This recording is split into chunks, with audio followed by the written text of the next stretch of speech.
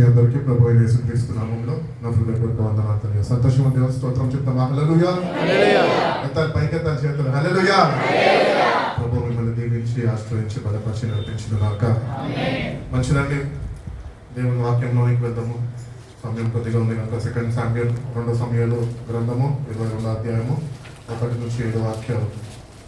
యెహోవా తను సౌలు చేతిలో నుండి తన శత్రువులందరి చేతిలో నుండి తప్పించిన దినమున దావీదు ఈ గీత వాక్యములను చెప్పి యెహోవాను స్తోత్రించెను. అతడు ఇట్లా అనెను, యెహోవా నా శైలము, నా కోట, నా రక్షకుడు, నా దుర్గము, నేను ఆయనను ఆశ్రయించుదును, నా కేడము, నా రక్షణ శృంగము, నా ఉన్నత దుర్గము, నా ఆశ్రయ స్థానము, ఆయనే నా రక్షకుడు, బలత్కారుల నుండి నన్ను రక్షించువాడవు నీవే. కీర్తనీయుడైన యెహోవాకు నేను మొరపెట్టి తిని, నా శత్రువుల చేతిలో నుండి ఆయన నన్ను రక్షించెను. మృత్యువు యొక్క అలలు నన్ను చుట్టుకొనగా వరద పొర్లు వలె భక్తిహీనులు నా మీదకి వచ్చి నన్ను బెదిరించగను, పాతాళ పాశములు నన్ను అరికట్టగను, మరణపు ఊరులు నన్ను ఆవరించగను. నా శ్రమలో నేను యెహోవాకు మొరపెట్టి తిని, నా దేవుని ప్రార్థన చేసి తిని, ఆయన తన ఆలయములో ఆలకించి నా ప్రార్థన అంగీకరించెను. చాలండి. ఈ వాక్యం మనం చూసుకున్నట్లయితే దావీదుని సౌలు చేతి నుంచి, తన శత్రువుల చేతి నుంచి తప్పించినప్పుడు దేవుని కొరకు ఆయన పాడిన ఒక కీర్తన. ఈ కీర్తన మనం ధ్యానిస్తున్నప్పుడు మనం ఒకటి గుర్తించాలి. ఏంటి అంటే, దేవునితోని దావీదు మహారాజు ఎటువంటి సావాసము కలిగి ఉన్నాడు. ఎంత సమీపంగా దేవునితో ఉంటుంటే నే కానీ దేవుడు ఆయనని తన శత్రువుల చేతి నుంచి ఆయన విడిపించి ఉన్నాడు. కాబట్టి మనం ఒకటి గుర్తించాలి మన జీవితాల్లో. ఏంటి అంటే, దేవునితోని ఎట్టి సావాసము మనం కలిగి ఉన్నాము వ్యక్తిగతంగా. How is your relationship with your God? దావీదు అయితే ఆయన తెలియజేస్తున్నాడు, నా దేవుడికి నేను మొరపెట్టినప్పుడు నా ప్రార్థన ఆయన ఆలకించినాడు. అదే రీతిగానే సౌలు చేతి నుంచి, భయంకరమైన వ్యక్తి సౌలు, కఠినాత్ముడు, అటువంటి వ్యక్తి నుంచి నన్ను తప్పించినాడు. అట్టి రీతిగానే శత్రువుల దగ్గర నుంచి ఆయన నన్ను తప్పించినాడు. అట్టి రీతిగానే మరణపు అలలు నా మీదకి ఎగిసిపడుతున్నప్పుడు నేను నా దేవునికి మొరపెట్టినప్పుడు ఆయన నా ప్రార్థన, ఆయన ఆలయం నుంచి ఆయన విని ఆయన నన్ను విడిపించి ఉన్నాడు అని చక్కగా ఆయన దేవుని గురించి ఆయన వర్ణిస్తూ వస్తున్నాడు. మన జీవితాల్లో అట్టి సావాసము దేవునితో ఉండాలి. అట్టి రీతిగా దేవునికి సమీపస్తులై దేవునికి అంటుకొని జీవించాలి. ఈరోజు దేవుడు మనల్ని ఎంతగా ప్రేమిస్తున్నాడు అంటే, మనము దావీదు వలె దేవునికి సమీపంగా లేనప్పటికీ కూడా దేవుడే మనకి సమీపంగా వచ్చి మనని భయంకరమైన మరణం నుంచి, శత్రువుల నుంచి, అపవాది యొక్క కబంధ హస్తాల నుంచి ఆయన మనల్ని తప్పిస్తూ వస్తున్నాడు. దేవుడి కీర్తన ద్వారా మనకి, వాక్యము ద్వారా మనకి కీర్తనకారుడు దావీదు ద్వారా తెలియజేస్తున్న మాటలు ఏంటి అంటే,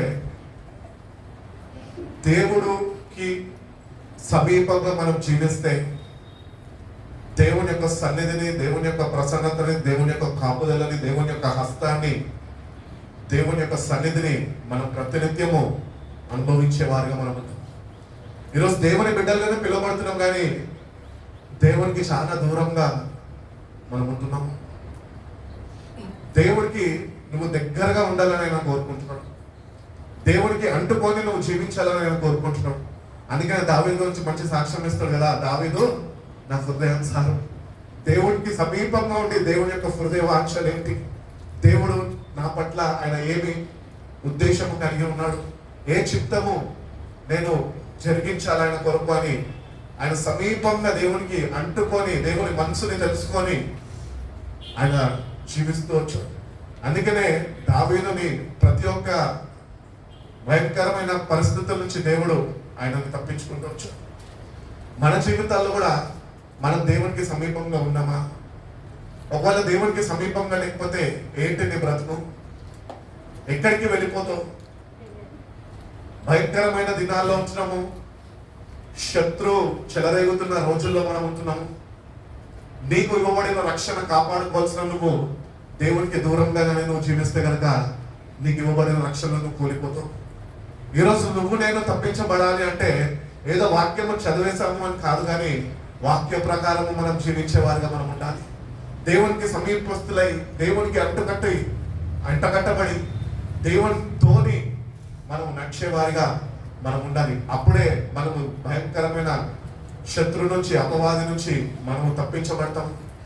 మనము ఈరోజు కాపాడబడుతున్నాము అంటే కేవలము ఆయన కృప, ఆయన ప్రేమ మాత్రమే. దేవుడు నిన్ను నన్ను జ్ఞాపకం చేసుకున్నాడు మాత్రమే. అందు మాత్రమే మనము ఈరోజు కాపాడబడుతున్నాం.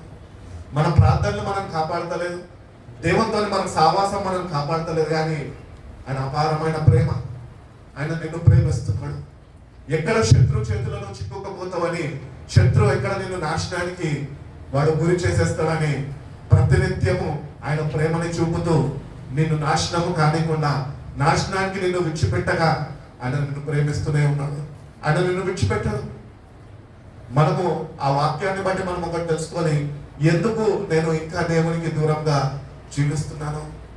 దావీదు వల్ల ఎందుకు మనం జీవించలేకపోతున్నాము? దేవునితో అంటే సావాసం ఎందుకు కలిగి మనం ఉండలేకపోతున్నాము?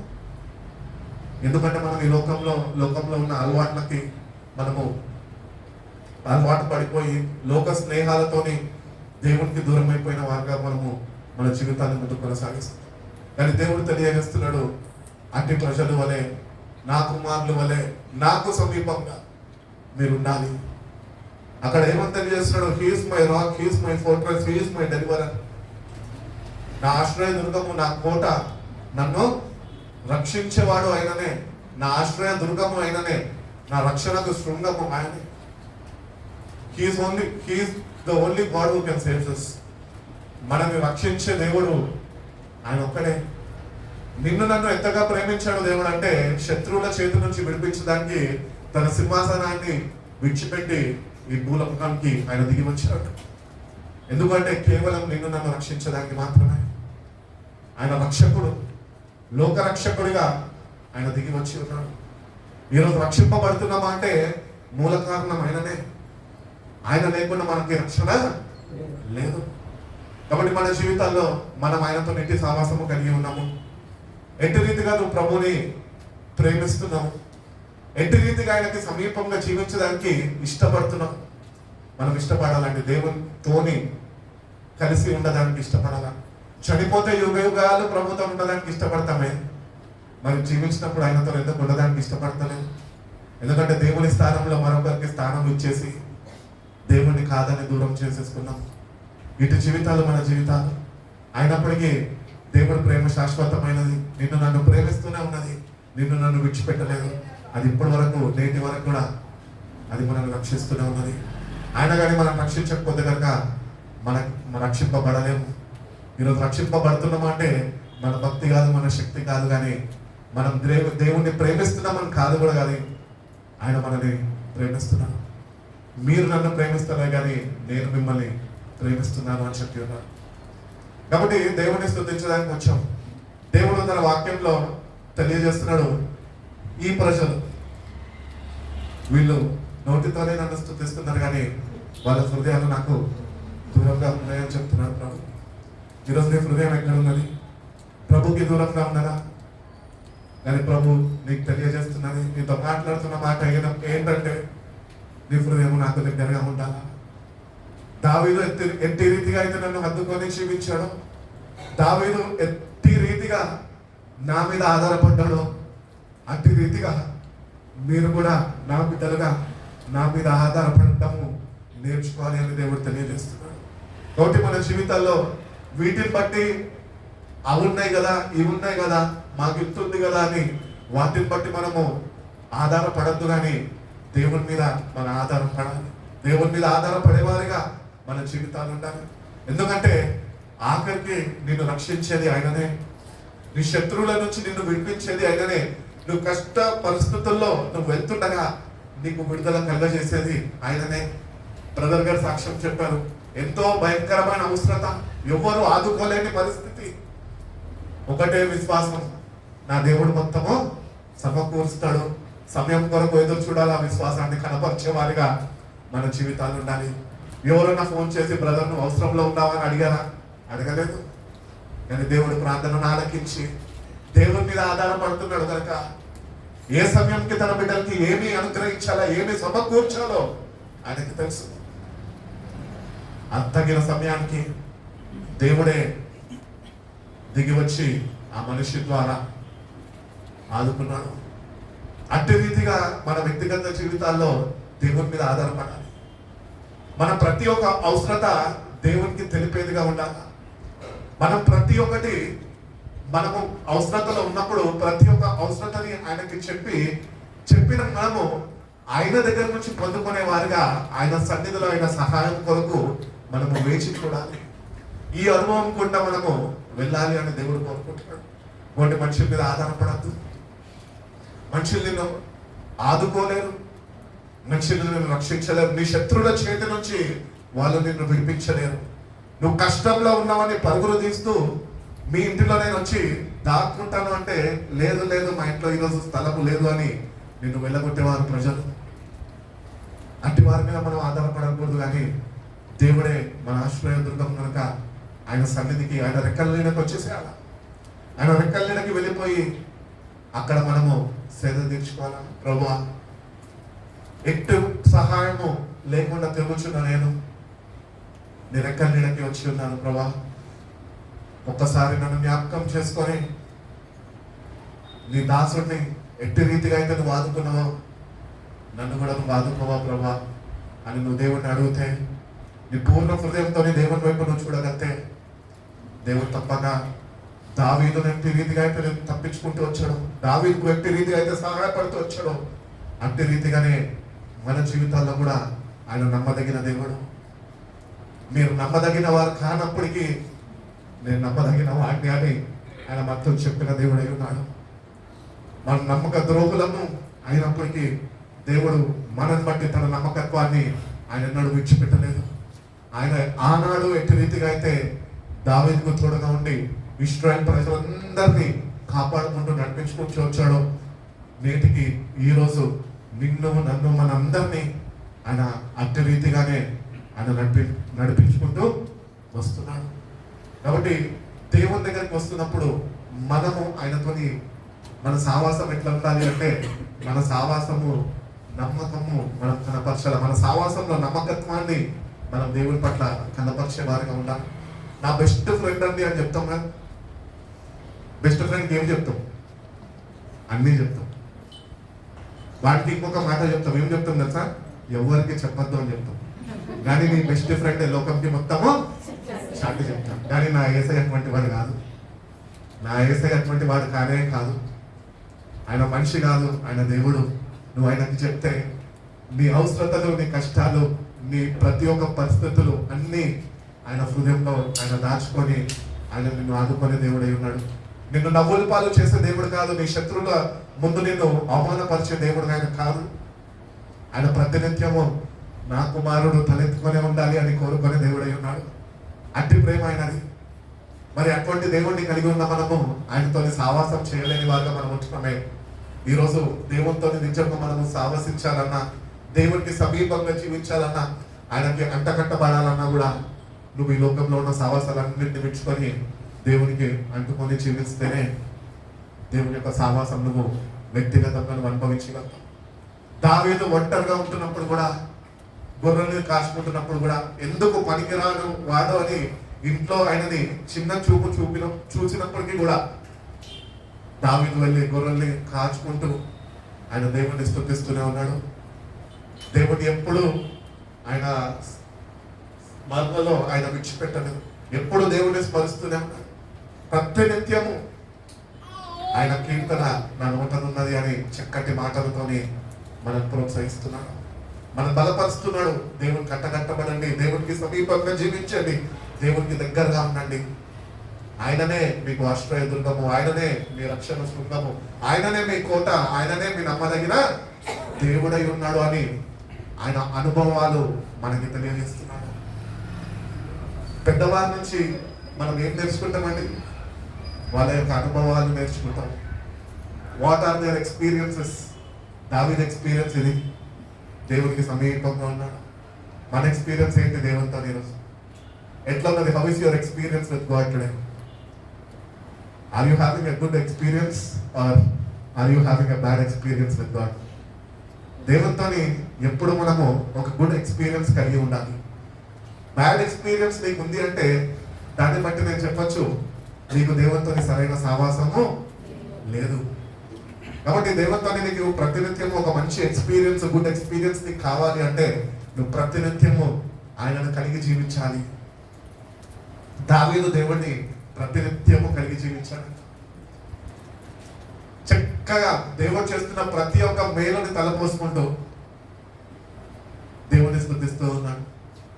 శత్రువుల చేతి నుంచి తప్పించబడ్డాడు అంటే వచ్చేసి దేవుని సన్నిధిలో ఉండి, దేవా నువ్వున్నావు కనుకనే నేను తప్పించబడ్డాను, నీ సన్నిధికి వచ్చి మోకరించి నీ కృతజ్ఞతలు నేను చెల్లించగలుగుతున్నాను అని దావీదు కృతజ్ఞత హృదయంతో దేవుని సన్నిధిలో ఆయన రావడం మనం చూస్తున్నాం. మన జీవితాల్లో దేవుడు ఎన్నెన్నో ఎన్నెన్నో మేలులు, మనం ఊహించలేని మేలులు ఆయన చేసి ఉన్నాడు. కానీ ఏనాడన్నా నీ పూర్ణ హృదయంతోనే కృతజ్ఞత భావంతోనే దేవుని సన్నిధికి వచ్చి దావీదు దేవుణ్ణి కీర్తించినట్టు, ఆయన దేవుణ్ణి స్తుతించినట్టు నువ్వు ఎప్పుడైనా స్తుతించావు? ఒకవేళ చేయకపోతే ఇప్పుడు చిన్న చెయ్యి. It is a good experience. అది నువ్వు చేసి చూడు, ఆ ఎక్స్పీరియన్స్ ఎట్లుంటుందో. ప్రే like David, worship like David, Singh like David, experience like David. దావీదు దేవుణ్ణి ఎట్టి రీతిగా ఆయన యవ్వన వయసు నుంచి వృద్ధాపం వరకు ఆయన వచ్చినంత వరకు ఎట్టి రీతిగా అయితే దేవుణ్ణి అనుభవిస్తూ వచ్చాడు. మన వ్యక్తిగత జీవితాల్లో కూడా మనం దేవుణ్ణి అనుభవిస్తూ రావాలి. ప్రతినిత్యము అనుభవించాలనని, ప్రతి ఒక్క పరిస్థితిలో దేవుడు నీతో ఉన్నాడు అని ఆ నిశ్చయతను కలిగి ఉండాలి. అట్టి ఎక్స్పీరియన్స్ లోనికి నువ్వు నడిపింపబడాలి అని దేవుడు కోరుకుంటున్నాడు. ఇశ్రాయేల్ ప్రజలు బానిసత్వంలో ఉన్నప్పుడు దేవుడు మోషేని ఎన్నుకున్నాడు. నా ప్రజలు బంధకాల్లో పట్టబడి ఉన్నారు, వీళ్ళని నేను విడిపించాలి అని దేవుని యొక్క ప్రణాళిక ఆయన కలిగి ఉండి ఆయన ప్రజల పట్ల మోషేని ఎన్నుకున్నాడు. మోషే దేవునికి సమీపంగా జీవించాడు కనుకనే దేవుని ప్రజలైన ఇశ్రాయేల్ అందరినీ ఆయన నడిపించగలిగాడు. మోషే దేవునితో మంచి సావాసం కలిగి ఉన్నాడు. 40 దినాలు దేవుడు మోషే పర్వతం మీద ముఖాముఖిగా సావాసించిన వారుగా మనకి లేఖనాలు సెలవిస్తున్నాయి. మోషే దేవునితో సావాసిస్తూ 40 దినాలు దేవునితో గడుపుతూ ఆయన అన్నపానాలు లేకుండా ఆయన ఉన్నట్లు మనకి వాక్యం తెలియజేస్తుంది.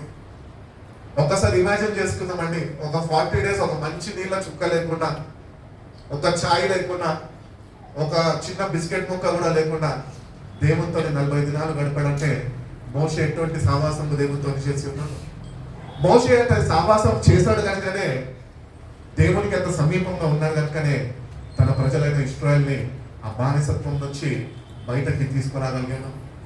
దేవుని మాటకి లోబడ్డాడు. దేవుని యొక్క చిత్తమేంటో తెలుసుకొని ఆ చిత్తాన్ని నెరవేర్చడానికి ఆయన సాహసించాడు కనుకనే ఇశ్రాయేల్ ప్రజలని ఎర్ర సముద్రంలో నుంచి దాటించాడు. ఎర్ర సముద్రము లో నుంచి దాటించడానికి దేవుడు ముందుగానే మోషేని సిద్ధపరిచి ఉన్నాడు. మోషే నీకు ఇవ్వబడిన అధికారము నువ్వు వాడు. మోషే నీ చేతిలో ఉన్న కర్రని నువ్వు సముద్రం మీదకి చాపు అన్నాడంతే. ఎంత క్లోజ్ ఫ్రెండ్షిప్ ఉంటే గాని మోషే సముద్రం వైపు ఆ కర్ర చాపుతాడండి. నమ్మదగిన వాడు అని తెలుసు. ఆయన అవమాన పాలు చేయడం తెలుసు, తలదించుకునే పరిస్థితి తీసుకురాడు అని తెలుసు మోషేకి. అంతే సముద్రం దగ్గరికి వెళ్ళాడు. దేవుడు ఏమైతే చెప్పాడో అదే చేశాడు. దేవుడు ఏది చేయమన్నాడో అది చేశాడు కనుకనే సముద్రము 2 పాయలుగా విడిపోయి ఇశ్రాయేల్ ప్రజలందరూ ఆరిన నేల మీద అంట వాళ్ళు నడుచుకుంటూ వచ్చారు. వాళ్ళు రావడమే కాదు కానీ వాళ్ళ శత్రువుల్ని అదే సముద్రంలో దేవుడు హతమార్చేసి ఉన్నాడు. ఎంత నమ్మదగిన వాడు దేవుడు. శత్రువులు చక్కటి వాక్యం చెప్తుంటాడు నిర్గమకాండంలో, ఇంకా మీరు వాళ్ళని ఎప్పుడు మీరు చూడను. మనం ఏంటో ఏం చేస్తుంటున్నాం, ఎవడన్నా కనిపిస్తున్నా అని చూస్తాం. కానీ దేవుడు ఏం చెప్తుంది తెలుసా? ఇంకెప్పుడు మీ శత్రువులకు మీరు చూడాలి. ఎంత నమ్మదగిన దేవుడు! అట్టి దేవునితో మనము సరైన సావాసము కలిగి జీవించాలి. మోషే ఎర్ర సముద్రం నుంచి బయటకు వస్తున్నప్పుడు కూడా మిరియాము ఇంకా మోషే ఇద్దరు ఒక చక్కటి మాటలు పలుకుతుంటారు. నిర్గమకాండము 15వ అధ్యాయము 1వ వాక్యం చదువుతున్నాము. అప్పుడు మోషేయు ఇశ్రాయేలును యెహోవాను గురించి కీర్తన పాడిరి. యెహోవాను గురించి కీర్తన పాడిరి. యెహోవాను గురించి గానం చేసేదను. యెహోవా గురించి గానము చేసేదరు. ఆయన మిగులు అతిశయించి జయించెను. గుర్రమును దాని రౌతును ఆయన సముద్రంలో పడద్రోసెను. యెహోవాయే నా బలము నా గానము ఆయన నాకు రక్షణయు ఆయన మనకు రక్షణ ఆయన నా దేవుడు ఆయనను వర్ణించెదను. ఆయన నా పితరుల దేవుడు ఆయన మహిమను అనుతించెదను. యెహోవా యుద్ధశూరుడు యెహోవాని ఆయనకు పేరు. ఆయన పర్వతములను అతని సేనను సముద్రంలో పడద్రోసెను. అతని అధిపతులలో శ్రేష్ఠులు ఎర్ర సముద్రంలో మునిగిపోయిరి. అగాధ జలములు వారిని కప్పెను. వారు రాతి వలె అడుగంటిపోయిరి. యెహోవా నీ దక్షిణ హస్తము బలముంది అతిశయించును. యెహోవా నీ దక్షిణ హస్తము శత్రువుని చితకగొట్టును. చాలండి. ఇక్కడ మనం చూస్తున్నట్లయితే ఈ మాటలు ఏవైతే ఉన్నాయో మోషే ద్వారా మోషే చెప్పిన ఈ మాటలు, ఇవి మనము చదువుకున్న సమూయేలు గ్రంథము దావీదు యొక్క వాక్యంకి కంపేర్ చేసుకుంటే they both had the same mind set in worshipping God. వాళ్ళు ఇద్దరు ఒకటే మనసు కలిగి ఉన్నారు. దేవుని మీద ఆధారపడే విషయంలో కానీ, దేవుణ్ణి కీర్తించే విషయంలో కానీ, దేవుణ్ణి స్తుతించే విషయంలో కానీ. అట్టి రీతిగానే మనం కూడా వీళ్ళ గురించి ధ్యానిస్తున్నప్పుడు, చదువుతున్నప్పుడు అట్టి రీతిగా మన జీవితాలు కూడా మార్చబడాలి. అట్టి రీతిగా దేవుణ్ణి స్తుతించడము మనము నేర్చుకోవాలి. భయంకరమైన పరిస్థితులు కూడా మనం వెళ్తున్నప్పటికీ కూడా దేవుడు మనల్ని ఎప్పుడు విడిచిపెట్టేవాడు కాదు. నువ్వు ఆయన ఉన్నాడు, ఆయన నమ్మదగిన వాడు అని నీ భయంకరమైన పరిస్థితుల్లో నువ్వు గుర్తించగలిగితే దేవుని యొక్క సహాయాన్ని నువ్వు నీ జీవితంలో చూడగలుగుతావు, అనుభవించగలుగుతావు.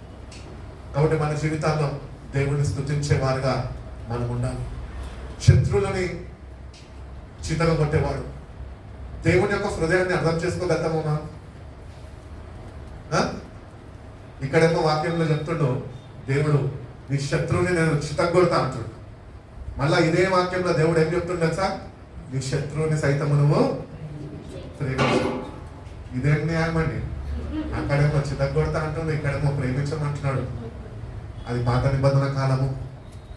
మనుషులు దేవుణ్ణి గుర్తెరిగి కూడా దేవుణ్ణి విసర్జించి వాళ్ళు ఇష్టానుసారంగా వాళ్ళ శౌర్యాన్ని బట్టి, వాళ్ళ బలాన్ని బట్టి వాళ్ళు అతిశయిస్తూ ముందుకు వెళ్ళారు. కానీ కొత్త నిబంధనలకు రాగానే దేవుడు తన ప్రేమని మన పట్ల వ్యక్తపరిచి తన కుమారుడిని మన కొరకు ఇచ్చాడు కనుక ఆ కుమారుడు ఎవరో కాదు కానీ ఆయననే దేవుని ప్రేమ అయి ఉన్నాడు. అందుకనే ప్రేమ స్వరూపి అని ఆయనకు పేరు. ఆయన శత్రువుల చేతి నుంచి నిన్ను విడిపిస్తాడు. అనగా దేవుని బిడ్డలకి ఏ అపాయము రాకుండా ఆయన మనం కాపాడే దేవుడై ఉన్నాడు. కానీ ఆ దేవుడే నీకు ఏం తెలియజేస్తున్నాడు అంటే, నేను నిన్ను ఎట్టి రీతిగా అయితే నిన్ను ప్రేమించానో నువ్వు నీ శత్రువుని నువ్వు ప్రేమిస్తేనే నువ్వు నా బిడ్డ అవుతావు అంటున్నాడు. కాబట్టి దేవుని దగ్గరకు వస్తున్న మనము ఈ లోకంలో జీవించేది కొద్ది కాలము. ఈ లోకంలో జీవించిన కొద్ది కాలము దేవుని ప్రేమతో మనం జీవించాలి. అట్టి రీతిగానే మనకు శత్రువు అంటూ ఒకడు ఉండకూడదు. ఎంతమందికి శత్రువులు ఉన్నారు? నిజంగా చెప్పండి. దేవుని సన్నిధిలో ఉన్నారుగా? ఆయననే చెప్తున్నా, అనుభవంతో ఉన్నారంట. కానీ చెప్పదు, బయటపడము. కానీ దేవుడిని హృదయాన్ని చూస్తున్నాడు. దేవుడికి తెలియజేస్తున్నాడు, నీకు శత్రువులు ఉండడానికి వీలు లేదు. నీ శత్రువులు సైతము నువ్వు వాళ్ళని ప్రేమించాలా. అట్టి రీతిగానే వాళ్ళ గురించి నువ్వు ప్రార్థన చేసేవాడిగా ఉండాలి. అది దేవుని యొక్క ప్రేమ ఉన్నది. కాబట్టి మనము దేవుణ్ణి ప్రేమించే వారిగా ఉంటే, దేవుణ్ణి స్తుతించే వారిగా ఉంటే, దేవుడు మనని ప్రతి ఒక్క పరిస్థితి నుంచి ఆయన తప్పించి ఆయన మనని ముందుకి నడిపించే దేవుడు ఉన్నాడు. ఇశ్రాయేలు ప్రజలను విడిచిపెట్టేశాడా? విడిచిపెట్టలేదు. ఆయన వాళ్ళని నడిపించాడు. వాళ్ళకి చెప్పిన మాట అది నెరవేర్చాడు. ఆయన వాళ్ళ జీవితాల్లో అది నెరవేర్పులోనికి తీసుకొచ్చాడు. పాలు తేనెలు ప్రవహించే దేశంలోనికి నేను మిమ్మల్ని నడిపిస్తా అన్నప్పుడు ఎందరు చేరారు అక్కడికి? ఆ? ఎంతమంది చేరారు చెప్పండి? ఇద్దరు చేరారు, అవును కదా? మరి మిగతా వాళ్ళ సంగతి ఏంటి? ఎందుకు చేరలేకపోయారు? దేవుణ్ణి వాళ్ళు స్తుతించలేకపోయారు. దేవుని దగ్గర నుంచి అన్ని మేలులు పొందుకుంటూ వాళ్ళ అవసరాలన్నీ దేవుని దగ్గర నుంచి తీర్చుకుంటూ వాళ్ళు దేవుడి మీద తిరుగుబాటు చేస్తూ వాళ్ళు దేవుడిని స్తుతించలేని వారుగా వాళ్ళు ఉంటున్నారు కనుకనే వాళ్ళు ఆ కానాను దేశానికి వాళ్ళు చేరలేకపోయారు. వాళ్ళు తేనెలు ప్రవేశించే దేశంలోనికి వాళ్ళు చూడలేకపోయారు. ఆఖరికి చూస్తున్నట్లయితే మోషే కూడా చేరలేకపోయాడు. మోషేకి దేవుడు చెప్పాడు, నువ్వు చూడగలుగుతావు అంతేగాని నువ్వు చేరవు అనేసాడు. అంతే. దేవుడు ఏమన్నా చెప్తే అది నెరవేర్చే వరకు, అది నెరవేర్పులోనికి తీసుకొచ్చే వరకు ఆయన మాట తప్పే దేవుడు కాదు. కాబట్టి నీ జీవితంలో దేవుడు ఎన్నో వాగ్దానాలు చేస్తుంటాడు, ఎన్నోసార్లు దేవుడిని తను మాట్లాడి ఉంటాడు. కానీ నువ్వు ఆ మాటని శ్రద్ధ వహించక ఆ మాటను విడిచిపెట్టిన వాడుగా ఉన్నప్పటికీ కూడా దేవుడు నమ్మకత్వాన్ని కనపరుస్తూ నేటికి కూడా నిన్ను ఆయన జ్ఞాపకం చేసుకొని ఆయన సజీవ లెక్కలో ఉంచున్నాడు. శత్రువుల నుంచి నిన్ను తప్పిస్తూ వస్తున్నాడు. మన శత్రువు ఎవరు తెలుసా? అపవాది అయిన సాతాను. బైబిల్ చెప్పుచున్నది పేతురు రాసిన పత్రికలో, గర్జించు సింహం వలె ఎవరిని మృంగుతున్నామా అని వాడు తిరుగుతున్నాడంట. ఈరోజు మనం అనుకుంటుంటాం, మా అమ్మ నేను కాబట్టి వాడికి దొరకలే అని మనం అనుకోదానికి లేదండి. మన భక్తి కాదు మనం కాపాడేది, అది కేవలం దేవుడి కృప మాత్రమే. దేవుడు నిన్ను కాపాడుతున్నాడు కనుక నేను కాపాడబడుతున్నావు. అందుకనే దేవుని బిడ్డలుగా క్రీస్తు రక్తంలో కడగబడ్డ మనము. మోషే అట్టి రీతిగా దేవుడిని స్తుతించాడు, దావీదు దేవుడిని అట్టి రీతిగా స్తుతించాడు. క్రీస్తు రక్తంలో కడగబడ్డ కొత్త నిబంధన సంఘంలో ఉంటున్న మనము మరి ఎక్కువగా స్తుతించదా దేవుడిని? వాళ్ళ రక్తంలో కడగబడిన అనుభవం వాళ్ళకి లేదు, కానీ మనకు దేవుడు ఇచ్చాడు అర్హతని. వాళ్ళకన్నా ఎక్కువగా దేవుడిని కొనియాడాలా, దేవుడిని స్తుతించాలా, దేవుడిని కీర్తించాలా. ప్రతినిత్యము ఆయన స్తుతి మన నోటలో ఉండాలని వాక్యం తెలియజేస్తుంది. కాబట్టి మన పరిస్థితులు మారాలన్నా, మన జీవితాలు బాగుపడాలన్నా, మన ముంగట మంచి రోజులు చూడాలన్నా కూడా నువ్వు దేవుణ్ణి స్తుతించడం మానద్దు. నువ్వు ఏ దినమైతే దేవుణ్ణి స్తుతించడం మానేస్తావో ఆ దినమే నీకు పతనం స్టార్ట్ అవుతుంది. అప్పుడే నీకు ఓటమి, శత్రు మీద నీకు విజయం అనుగ్రహింపబడదు. ఎందుకు తెలుసా? దేవుడిని నువ్వు స్తుతించడం మానేసు. అందుకనే మనం దేవుని బిడ్డలుగా ఉంచడం, మనం క్రీస్తు రక్తంలో కడగబడ్డ మనం ఆయన బిడ్డలుగా, ఆయన సొత్తుగా చేర్చబడ్డ మనము. We have to keep pricing him for ever. పరలోక రాజ్యంలో ఒకటే ఒక పని దేవదూత చేస్తే ఏం చేస్తాయి? ఆయన స్తుతిస్తూనే ఉంటాయి. దేవదూతలకి నోరు విప్పే అధికారము దేవుడు ఇవ్వలేదు. వాళ్ళు నోరిప్పడానికి లేదు. వాళ్ళు ఒకటే ఆయన చూసి స్తుతిస్తూనే ఉంటారు. ఆయన పరిశుద్ధుడు పరిశుద్ధుడు పరిశుద్ధుడు అని గాన ప్రతి గణనాలంట ఆయన ప్రతినిత్యము వాళ్ళు స్తుతిస్తూనే ఉంటారు. మరి అటువంటి పరలోక రాజ్యానికి చేరాల్సిన మనము ఈ భూమి మీద ఉన్నప్పుడే దేవుడిని స్తుతించలేని అనుభవంలోనికి మనం వెళ్ళకపోతే పరలోకం చేరుతామా? రేపు చేరలేమండి. వాళ్ళు రానియారు మనని, ఎందుకంటే నీకు అనుభవం లేదు. అందుకని భూమి మీద ఉన్నప్పుడే దేవుడు చేసిన ప్రతి ఒక్క మేలుని తలపోసుకుంటూ కృతజ్ఞత భావంతో కృతజ్ఞతుడై దేవుడిని స్తుతించే అనుభవంలోనికి వెళ్ళాలా. నువ్వు ఆయన స్తుతిస్తుండగా దేవుడు నీ స్థితిగతులన్నింటినీ ఆయన మార్చే దేవుడు అయి ఉన్నాడు. అందుకని చాలా మంది సేవకులు చెప్తుంటారు కదా, స్తుతిని స్థితిని మారుస్తుంది. స్తుతించడం ప్రారంభించు, దేవుళ్ళు ఆనందించడం ప్రారంభించు. ఒక్కడే ఉన్నప్పుడు పాటలు పాడుకుంటూ దేవుళ్ళు హర్షించడం ప్రారంభించు.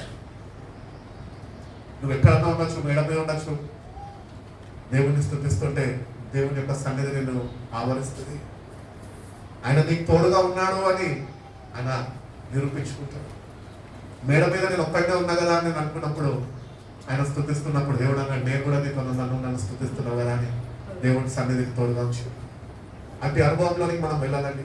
మనం ఎటువంటి పరిస్థితుల్లో కూడా వెళ్తున్నప్పటికీ ఆ పరిస్థితులు కూడా మనము అధైర్యపడద్దు, మనము ఏమంటారు భయపడద్దు. కానీ దేవాన్ని ఉన్నాము, నేను నిన్ను స్తుతిస్తున్నాను, ఈ స్థితిలో నుంచి నువ్వు నన్ను లేవనెత్తు ప్రభా అని విశ్వాసంతో నువ్వు ఆయన స్తుతించడం ప్రారంభిస్తే కనుక ఆ స్థితిలో నుంచి దేవుడు నిన్ను లేవనెత్తుతాడు. గొప్ప విజయాన్ని నీ జీవితంలో ఆయన అనుగ్రహిస్తాను అని తెలియజేస్తాడు.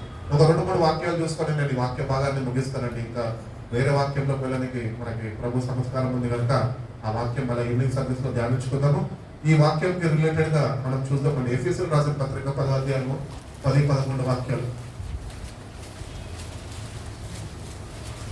ఎఫెసీయులకు రాసిన పత్రిక 6వ అధ్యాయము 10-11 వాక్యాలు. తుదకు స్పష్టంగా చదవడం. తుదకు తుదకు ప్రభు యొక్క మహాశక్తిని బట్టి ప్రభు యొక్క మహాశక్తిని బట్టి ఆయన యందు బలవంతులైండుడి. అబ్బా, ఎంతటి చక్కటి మాట చెప్తున్నాడండి. Finally be strong in the Lord అని చెప్తున్నాడు.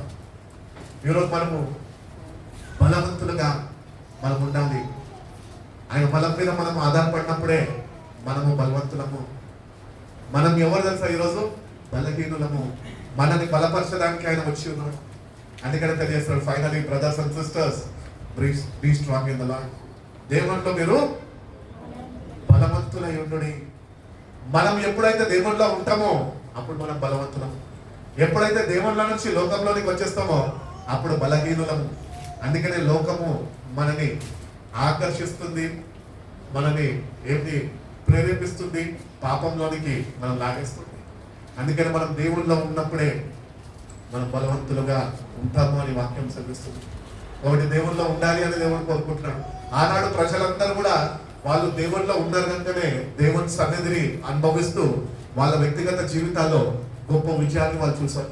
ఈరోజు మన జీవితాల్లో కూడా గొప్ప విజయాలు మనం చూడాలి అంటే మొట్టమొదటిగా మనము ప్రశ్నించుకోవాలి. ఏంటి అంటే, నేను దేవునిలో ఉన్నానా? నువ్వు దేవునిలో ఉంటే మంచిది, వెళ్ళకు. ఒకవేళ లేకపోతే నువ్వు ఈరోజు ఒక తీర్మానం చేసుకోవాలి. ఏంటి అంటే, ప్రభా, ఈ లోకంలో ఉంటున్న నేను, బలహీన పరిస్థితుల్లో ఉంటున్నా నేను, బలహీనుడుగా ఉంటున్నా నేను, ఈరోజు నా బలహీనతనంతటిని నేను నీ దగ్గరికి తీసుకొని వస్తున్నా. ఈ లోకాన్ని విడిచిపెట్టి నేను నీకు సమీపంగా వస్తున్నా, నీలోనికి వస్తున్నా ప్రభా, నువ్వు నన్ను బలపరచు అని ప్రభుని అడిగితే ప్రభు నేను తప్పక బలపరుస్తాడు. చదువుకుంటున్నాం. మీరు అపవాది తంత్రములను ఎదిరించుటకు శక్తిమంతులు అగునట్లు దేవుడిచ్చు సర్వాంగ కవచమును ధరించుకొనుడి. కాబట్టి దేవుడిస్తున్న సర్వాంగ కవచం, అది ఇంగ్లీష్ లో ఏమంటారు?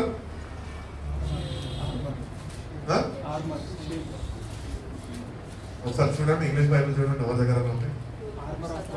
Armour of god. దేవుడు ఇస్తున్న ఆ సర్వాంగ కవచం, అది ఫస్ట్ ఒక షీల్డ్ ఉంటుంది. It is called the shield of faith, విశ్వాసం. అది పట్టుకొని మనము అపవాదిని, తంత్రాన్ని మనము జయించేవారుగా మనం ఉండాలంట.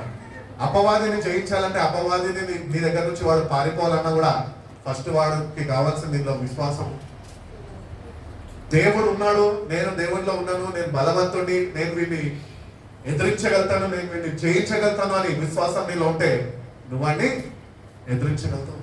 ఈరోజు విశ్వాసం లేకనే నీలో వాడు నీ మీద దాడి చేస్తున్నాడు. ఈరోజు ఎట్లుంది నీ విశ్వాసం?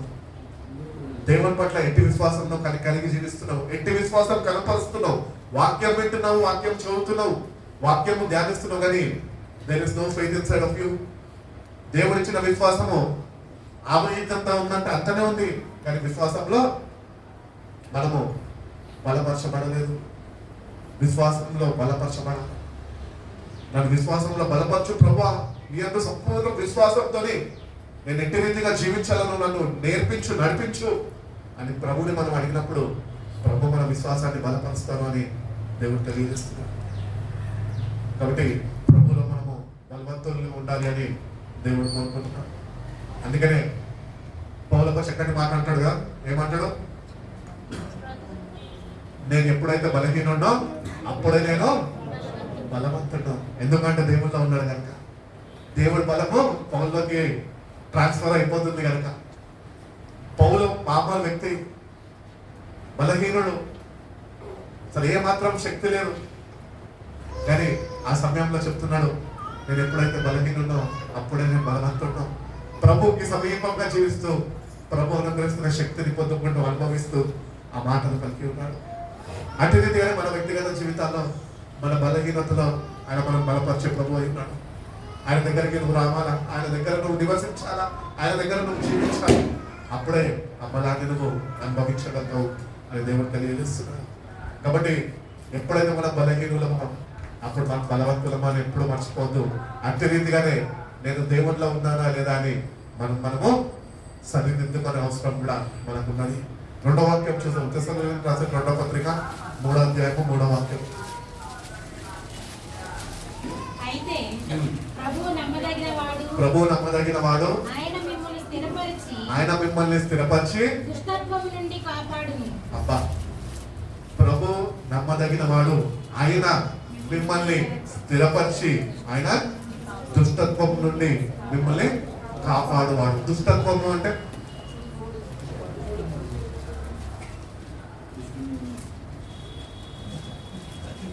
దుష్టత్వము అంటే ఏంటి? దుష్టుడు అంటే సాతాను. దుష్టత్వము అంటే వాడి యొక్క ఆలోచనలు, దురాలోచనలు, వారి దగ్గర నుంచి వచ్చే ఆలోచనలు. He has a very wrong mind set. వాడి ఆలోచనలు మంచివి కాదు. వాడు ఎప్పుడు వాటిని నాశనం చేద్దామా, దేవుని మందలోకి చెరపడి గుర్రెల్ని చెదరగొడదామా అని ఒక చెడ్డ అభిప్రాయం వాడు కలిగి ఉంటుంది. కాబట్టి వాక్యం సెలవిస్తుంది మనకి, వాడు అట్టి ఆలోచనలు కలిగి ఉన్నప్పటికీ కూడా దేవుడు తన వాక్యంతో మనకు తెలియజేస్తున్నాడు ఏంటి అంటే, దేవుణ్ణి నేను నమ్మదగిన వాడిని, ఆ దుష్టత్వం నుంచి నేను నిన్ను కాపాడుతాను, అట్టి రీతిగానే నిన్ను స్థిరపరుస్తాను అంటున్నాడు. మనం దేవుళ్ళలో స్థిరపడే వారిగా మనం ఉండాలి. Your faith has to rest on God. నీ విశ్వాసము దేవుని మీద ఆనుకొని ఉండాలి. ప్రతినిత్యము దేవా నువ్వు తప్ప వేరే ఒకటి నాకు లేదు. మనం ప్రభువుని బట్టి అతిశయించే వారుగానే ఉండాలి, కానీ మరి వేటిని బట్టి మనం అతిశయించే వారుగా మనము ఉండకూడదు. కాబట్టి దేవుడు తెలియజేస్తాడు, నేను మిమ్మల్ని స్థిరపరుస్తాను. నా యందు మీరు విశ్వాసం ఉంచితే నేను మిమ్మల్ని స్థిరపరచే దేవుడిని. ఎప్పుడన్నా ప్రార్థన చేసుకున్నావా, దేవా నన్ను స్థిరపరచండి, నన్ను జాబ్లో సెటిల్ చేయి ప్రభా, మ్యారేజ్ సెటిల్ చేయి ప్రభా, ఇల్లు కొనుక్కోవడంలో ఇంటి విషయంలో సెటిల్మెంట్ దయచేయి ప్రభా, కుటుంబంలో కలహాలు సెటిల్మెంట్ దయచేయి ప్రభా, నీలో నుండి సెటిల్ చేయి ప్రభా అని ఎప్పుడన్నా ప్రార్థన చేసినావా అని అడుగుతున్నాం. చెయ్యం, ఎందుకంటే ఇష్టం లేదు మనకు ఆయనతో ఉండడం. కొద్దిమంది చేస్తారట, దాంట్లో అయ్యగారు కలుగుతారు. మనం అడగాలి, దేవుడిని అడగాలి, ప్రభా నీలో నన్ను స్థిరపరచు, స్థిరమైన విశ్వాసము నాకు అనుగ్రహించు. నేను ప్రతిదినము ప్రార్థన చేసుకుంటూ ఉంటాను. ఏమని ప్రార్థన చేసుకుంటాను సార్? క్రీస్తు అనే బండ మీద నన్ను స్థిరపరచు. మరి ఆయనతోనే మాట్లాడుతున్నా కదా, మరి ఆయననే అడుగుతున్న సహాయం. ఎందుకంటే స్థిరమైన హృదయం నాకు లేదు. బలహీనుండి ఇక్కడ అక్కడ పడిపోతూ ఉంటాను, కానీ ప్రభుని రోజు అడుగుతుంటాను, ప్రభా క్రీస్తు అనే బండ మీద నన్ను స్థిరపరచు. అడగాలి. ప్రభుని అడిగినప్పుడు ఆయన స్థిరపరిచే దేవుడై ఉన్నాడు. మూడోదిగా మనం ఇంకొక వాక్యం చూస్తాం. కొరింథీయులకు రాసిన 2వ పత్రిక 10వ అధ్యాయం 4-5 వాక్యాలు.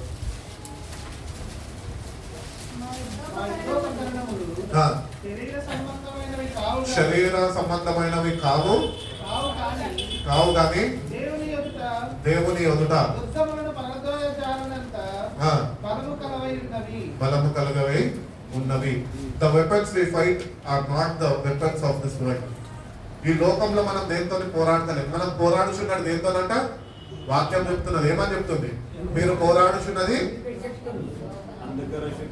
అంధకార శక్తులు, లోకనాథులు, ప్రధానులు, దురాత్మల సమూహము, దురాత్మల సమూహం. మనము వీళ్ళతో పోరాటము నేర్చుకోవాలి. కానీ మనం ఎవరితో పోరాడుతున్నాం? ఈరోజు మనుషులతో పోరాడుతున్నాం. ఆడవారైతే ఎదురింటి వారితో పోరాడుతున్నారు, ఇంటోళ్ళతో పోరాడుతున్నాం, పిల్లలైతే తల్లిదండ్రులతో పోరాడుతున్నారు, నాకు ఇస్తావా సస్తావా. ఈ పోరాటం కాదు, మనకు ఆత్మీయ పోరాటము దేవుడు ఇచ్చాడు. ఆత్మీయ పోరాటంలో మనము చీకటి శక్తులని మనము వాటితో పోరాడే వారిగా ఉన్నాం. ఎప్పుడైనా పోరాడాం చీకటి శక్తులతో? అనుభవం ఉన్నదా? ఎప్పుడైనా సాతాను నీ ముందొచ్చి ఇట్లా నిలబడి నీతో పోరాడాడు, మాతో నువ్వు నిలబడి పోరాడావా? పోరాడలేదు. ఎవ్వరు పోరాడలేదా? అసలు సాతాను ఎక్కడ ఉన్నాడండి? మనలోనే ఉన్నాడట. అందుకని మాత్రం పోరాటం మనకు తెలియదు. మనమే వేరే వాళ్ళతోనే పోరాడుతుంటాం. అట్టి రీతిగా కాదండి. మనం ఎట్లుండాలంటే దేవుని బిడ్డలుగా ఆత్మీయ పోరాటంలో చీకటి శక్తులు ఏవైతే ఉన్నాయో మనకి ఇవ్వబడిన అధికారం కలిగిన నామము యేసునామము. ఆ నామంని పెట్టుకొని మనము నిల్చోాల. చీకటి శక్తులతో మనము పోరాడేవారుగా మనం ఉండాలి.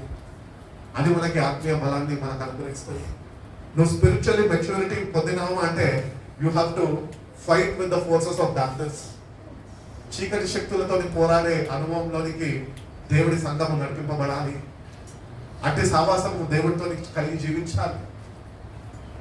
మనం ఇంకా లోకంలో ఉన్న వారితోనే పోరాడుతుంటే వాళ్ళ మీద మనకి జయం అనుగ్రహింపబడదు. మనం ఓటమి పాలైపోతాం, నాశనానికి వెళ్ళిపోతాం.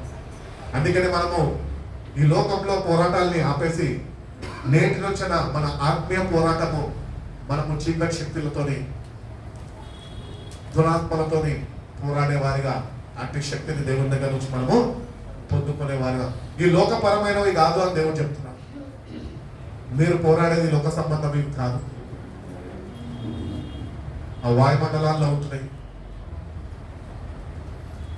ఒక చిన్న మాట చెప్తా. ఈ చీకటి శక్తులు వాయుమండలాల్లో ఉంటున్నాయి అంటే ఒక మాట గుర్తొచ్చింది నాకు. ఏంటి తెలుసా? ఒక బలమైన సేవకుడు దేవుని మీద అనుకొని జీవించి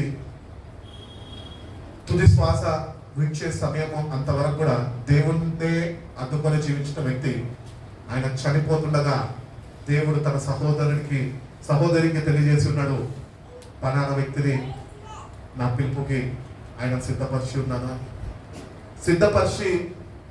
అని చెప్తుండగానే ఆ సహోదరి కుటుంబం మొత్తం అంతా కలిసి దేవుడు మన అన్నయ్యని పిలుచుకుంటున్నాడు, అన్నయ్య సిద్ధపడిపోయాడు, అన్నయ్య వెళ్ళిపోతాడు, ఇంకా కొద్ది నిమిషాల్లో దేవుడి యొక్క స్వరము విని ఆయన వెళ్ళిపోతాడు అని చెప్పగానే అందరు ప్రార్థనలో గడుపుతున్నప్పుడు ఆ సహోదరికి దేవుడు ఒక దర్శనం ఇచ్చాడు. ఏంటి అంటే ఈయన ఆత్మ ఈయన దేహాన్ని విడిచిపెట్టి వెళ్ళిపోతుందంట.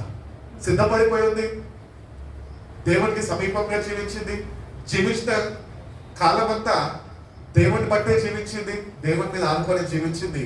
కానీ ఆ దేహంని ఈ ఆత్మ విడిచిపెట్టి వెళ్ళిపోతున్నప్పుడు అంట ఈ వాయుమండలాల్లో ఉంటున్న చీకటి శక్తులంతా ఈ భక్తుని యొక్క ఆత్మ కొరకు అవి ఎగిసి మీద పడుతున్నాయంట. ఆ ఆత్మని దొంగలించి నరకంలో పాడేస్తామని ఆ సిద్ధపడిన ఆ దైవదాసుని యొక్క ఆత్మని కూడా అవి అడ్డుకుంటున్నాయంట. అవి అడ్డుకుంటూ భయంకరమైన పోరాటం జరుగుతుందంట మధ్యాకాశంలో. దేవుని బిడ్డ యాత్ర ముగించుకున్నాడు, ఆత్మ తిరిగి దేవుని దగ్గరికి వెళ్తున్న సమయంలో ఆ దురాత్మలు దేవుని బిడ్డ యొక్క ఆత్మని అడ్డుకుంటున్నాయి. అట్టి భక్తి చేసిన వాడు ఆత్మనే దురాత్మలు అడ్డుకుంటున్నాయి అన్న దర్శనము మనము విన్నాము కనుక మనము ఒకవేళ చనిపోతే మన ఆత్మ డైరెక్ట్ గా దేవుని దగ్గరికి వెళ్ళిపోతుందా? ఎన్నో చీకటి శక్తులు ఉన్నాయి, అవి నిన్ను ఆపివేసి పరలోక రాజ్యం చేర్చకుండా నిత్య నాశనానికి నరకంలోనికి నిన్ను వేసేదానికి. సో ఆ కుటుంబంలో ఆ వ్యక్తి యొక్క ఆత్మ అట్లా వెళ్తూ దర్శనం చూస్తూ ఉంటుండగా కొద్ది నిమిషాల పాటు ఆత్మ ప్రయాణం అవుతూనే ఉందంట. ఇవి పోరాడుతూనే ఉన్నాయంట. ఇంకా ఎక్కువ మంది వచ్చి ఆత్మ మీద బలాన్ని వాళ్ళు ఉపయోగిస్తూ దాన్ని లాగనికి, దాన్ని వాళ్ళు స్వాధీనపరచుకోనికి వాళ్ళు ప్రయత్నిస్తున్నారంట.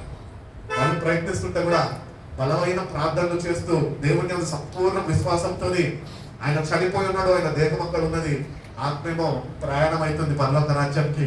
ఇక్కడేమో తన సహోదరి వాళ్ళ కుటుంబం మొత్తము బలముగా దేవుళ్ళ ప్రార్థన చేస్తూ ఉండగా ఆ వ్యక్తి ఆ దర్శనము ముగింపబడ్డదంట. ఆ దర్శనం ఎప్పుడు ముగింపబడ్డదంటే ఈయన ఆత్మ బయలుదేరి ప్రయాణం అవుతూ పరలోక రాజ్యము యొక్క ద్వారము దగ్గరికి చేరిపోయిందంట. అప్పుడు ప్రార్థన ముగించి అప్పుడు దేవుడికి కృతజ్ఞతలై వాళ్ళు తర్వాత భూస్థాపన కార్యక్రమానికి వాళ్ళు సిద్ధపడ్డారు. నేను ఎందుకు ఈ మాటలు చెప్తున్నా అంటే there are evil forces in the middle. మన ఆత్మని దొంగిలించడానికి ఎన్నో చీకటి శక్తులు అవి పన్నాగం కలిగి ఉన్నాయి. అవి నిన్ను ఎక్కడ నాశనం చేస్తామని, నువ్వు ఇంత భక్తి చేసినా కూడా పరలోకారాజ్యం పోతావని గ్యారంటీ లేదు. ఎందుకంటే అవి అడ్డుకుంటాయి. అట్టి విశ్వాసం నీలో ఉండాలా, అట్టి జీవితంలో జీవించాలా. దేవుడి మీద అట్టి రీతిగా నువ్వు ఆడుకున్నప్పుడే నువ్వు వాటితో పోరాడుతూ నీ యాత్రని ముగించుకున్నా కూడా నీకు పోరాటం ఉంటుంది. మనం అనుకుంటుంటాం పోరాటం ఇక్కడే అని, ఇది పోరాటం కాదు. ఇది ప్రయాణం. ఈ ప్రయాణంలో కొన్ని పోరాటాలు వస్తాయి, ఆటుపోట్లు వస్తుంటాయి, ఎదిరించుకొని జయించుకుంటూ వెళ్ళాలి. కానీ నిజమైన పోరాటము నువ్వు మరణించినాకనే నీ ఆత్మ పోరాడే శక్తితో నింపబడాలి, నీ ఆత్మ బలపరచబడాలి. నీ ఆత్మ ప్రభు యొక్క ఆత్మతో కలిసినప్పుడే నువ్వు ఆ చీకటి శక్తులన్నింటినీ జయించి పరలోక రాజ్యంలోనికి నువ్వు చేరగలుగుతావు. కాబట్టి నువ్వు ఆత్మలో బలపడవు. క్రీడా నువ్వు అన్నింటిలో వర్తిల్లుచున్నట్లు ఆత్మలో కూడా వర్తిల్లాలా. దేవుడు అనుగ్రహిస్తున్న పునరుద్ధార శక్తితోని మనం నింపబడినప్పుడే ఆ పోరాటాన్ని మనము జయించి జయ జీవితం నిత్యంలోనికి మనం చేరగలుగుతాము అని దేవుడు తెలియజేస్తున్నాడు. కాబట్టి ఆత్మల బలాన్ని పొందుకో, దేవుడితో చాలా ఎక్కువ సమయం గడుపు, దేవుడికి సమీపంగా జీవించు. ఆ నూతన బలమ శక్తి ప్రతిదినము మనం ఆయన దగ్గర నుంచి పొందుకొని మనం బలపరచబడి స్థిరపరిచే వారిగా మనము ఉండాలి అని దేవుడు తెలియజేస్తున్నాడు. ఆఖరిగా మనం చూసుకున్నాం కదా వాక్యం, పేతురు రాసిన పత్రిక 1వ పత్రిక 5వ అధ్యాయం 8-9 వాక్యం.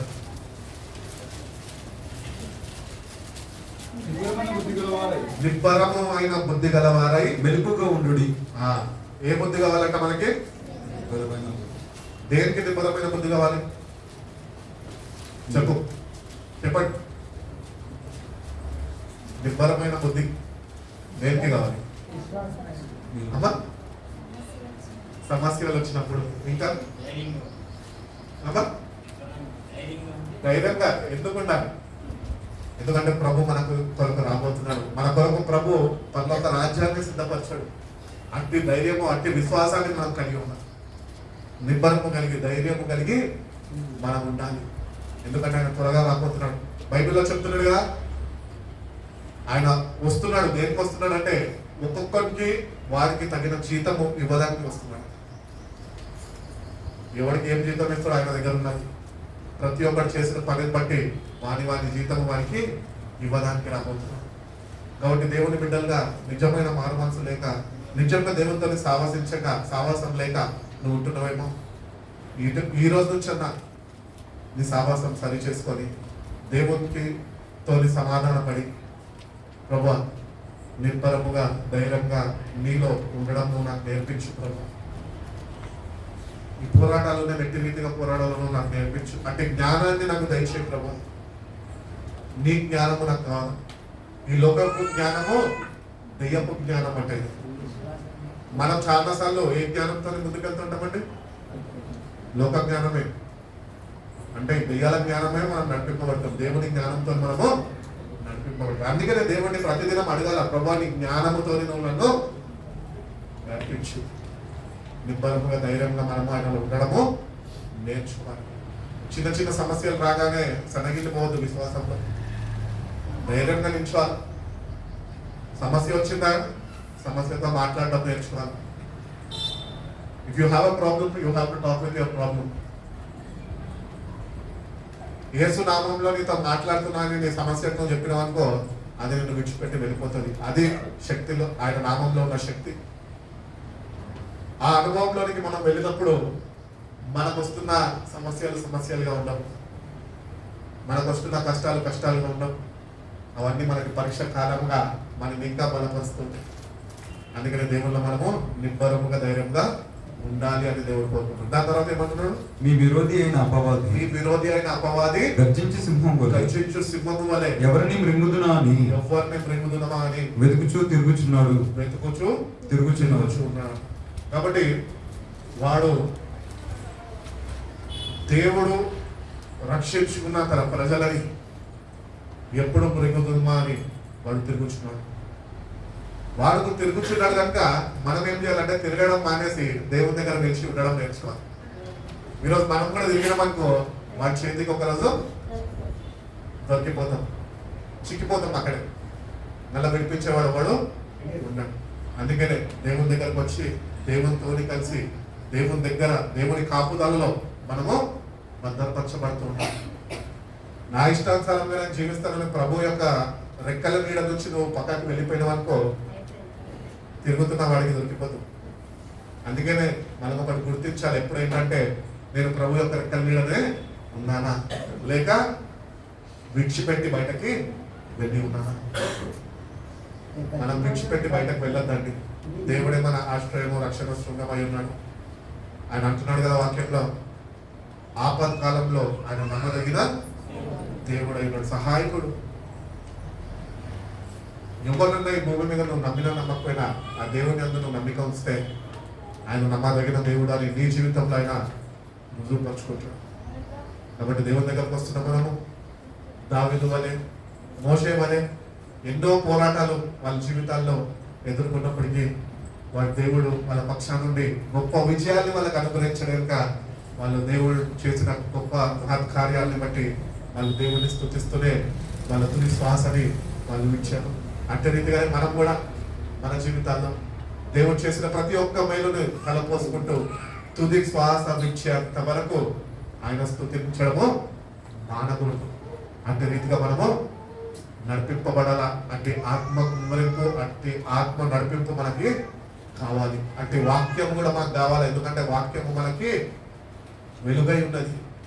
ఆ వెలుగుతో మనం నడిపింపబడుతున్నప్పుడు, ఆ వెలుగులో మనం నడుచుకుంటున్నప్పుడు you will ever keep on praising him. దేవుణ్ణి స్తుతిస్తూనే ఉండదు. ఈరోజు దేవుణ్ణి స్తుతించలేని పరిస్థితుల్లో మనం ఈరోజు ఉన్నాము అంటే ఆ వెలుగు బాటలను నడుచుకుంటలేదు అని దానికి అర్థం. నువ్వు వెలుగు బాటలో ఉంటే కనుక you will always keep on praising. ఆయన ప్రతినిత్యము నువ్వు స్తుతించేవాడిగా ఉండాలి. అంటే ఆ వెలుగు బాటలో నువ్వు నడుచుకునేవాడిగా నువ్వు ఉండాలి. దేవుడు అటువంటి కృప మనందరికీ అనుగ్రహించి మనల్ని బలపరిచి నడిపించును గాక. చిన్న ప్రార్థన చేసుకుందామండి.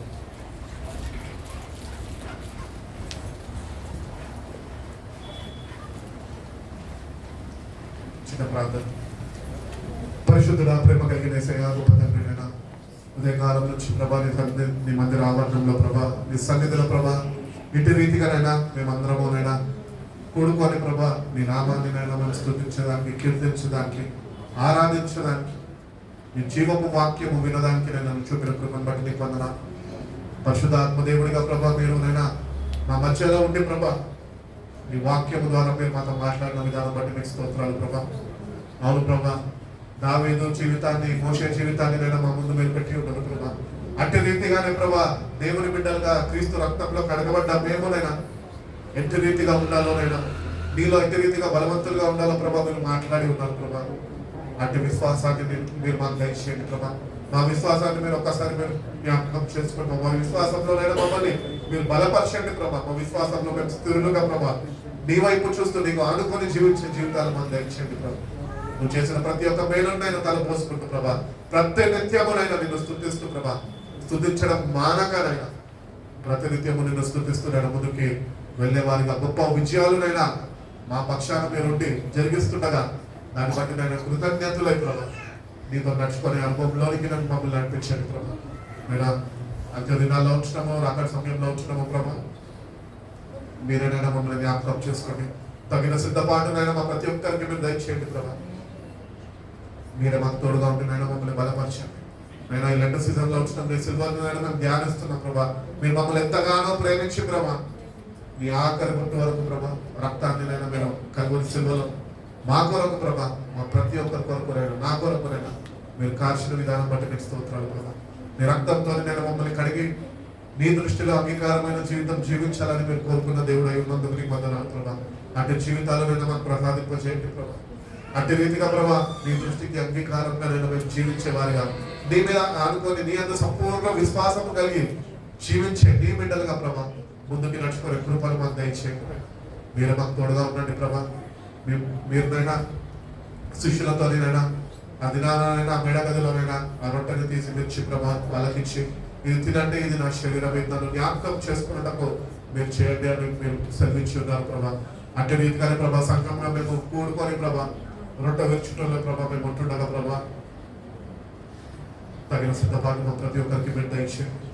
నువ్వు చేసిన త్యాగాన్ని మేము తలపోసుకొని ప్రభా మాలో ఉంటున్న ప్రతి ఒక్క తప్పుదాన్ని నేను నీ సన్నిధిలో ఒప్పుకొని ప్రభా నువ్వు కార్చిన రక్తం చేత మేము కడగబడి ప్రభా నూతన బలము శక్తిని నేను ఆరోగ్యాన్ని నేను మేము పొందుకొని కృపను మాకు దయచేయండి. యోగ్యకరమైన రీతిలోనైనా బిడ్డలందరినీ నేను మీరు సిద్ధపరచండి. మీరే మాకు తోడుగా మీరు ఇంతవరకు నడిపించారు. ఇంకా జరగబోతున్న కార్యక్రమం అంతట్లో మీరు మాకు తోడుగా ఉండి మమ్మల్ని నడిపించారు. విన్న వాక్యాన్ని మీరు కట్టి ఫలింపజేసినైనా ఒక నూతన కీర్తనమైన ప్రతి ఒక్క బిడ్డ నోటలో ఉంచి ప్రభా నూతన యెరూషలేము చేరేంత వరకు ప్రభా నిన్ను స్తుతిస్తూ నేను ముందుకు కొనసాగే కృపను ప్రతి ఒక్క బిడ్డకు నేను దయచేసుకున్న బిడ్డలు మీ చేతులకు అప్పగిస్తూ దుష్టు నుంచి తప్పించండి అయ్యా. ఈ పరిశుద్ధాత్మతో బిడ్డలు మీరు నడిపించి క్రీస్తు అనే బండ మీద స్థిరపరిచినైనా ఈ పరిశుద్ధ రాకడ కొరకునైనా ప్రతి ఒక్క బిడ్డకునైనా మీరు సిద్ధపరుస్తూ రమ్మని యేసయ్య పరిశుద్ధ నామంలో ఈ ప్రార్థన అడిగి వేడుకుంటున్న పరమ తండ్రి ఆమేన్.